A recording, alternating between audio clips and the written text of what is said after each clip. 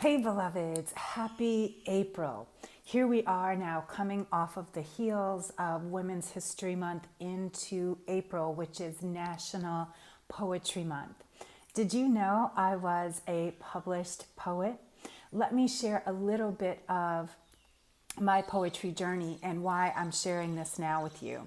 So, fun fact, when I lived in Key West, Florida, I was a part of the Key West Poetry Guild, and we held our poetry meetings in a old brothel.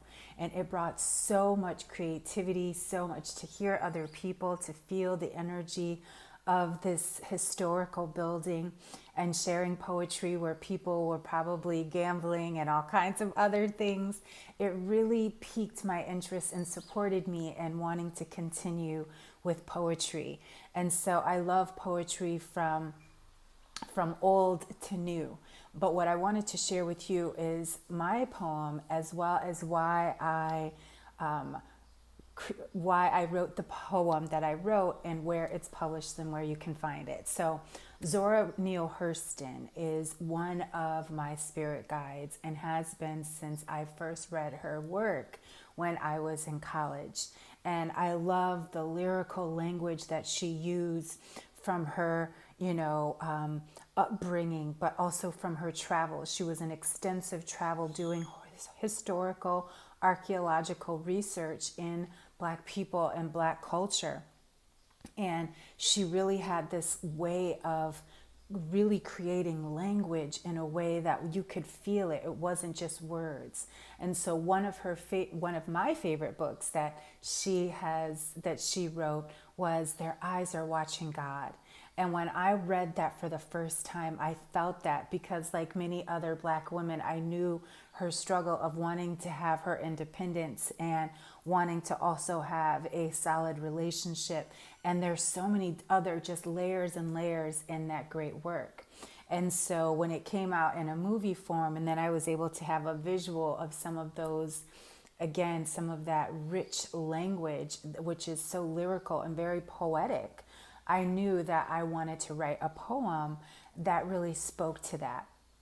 And so I wrote this poem for Zora's Den magazine, which is a Black woman published and supported a anthology that is in its second edition. And so you can find the Zora's Den. It's called The Fire Inside. This is edition 2, and it is filled with at least 50 other amazing Black and brown women of color, poets and writers. And so let me share with you my poem and where it came from, and again why I'm so grateful to be sharing this. And if you don't know anything about the story, now you're going to want to find out. There won't be no tea cake here. The love we share is true, yet nothing won't unlock the blue in you.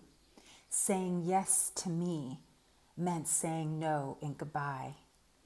Cord cutting ceremony, conjuring, casting, to be free, to be me. Can't heal with your heavy, hardening tangledness clinging to my thighs like vines. I's got to cut myself free. I's got to love me more than keeping the door open. There won't be no tea cake here. I be clear. Zora, Isola, and Sojourner are too near. And so that was written again with that idea of, now you want to find out who is tea cake. And so how as women we give up so many parts and pieces of ourselves to be in relationship.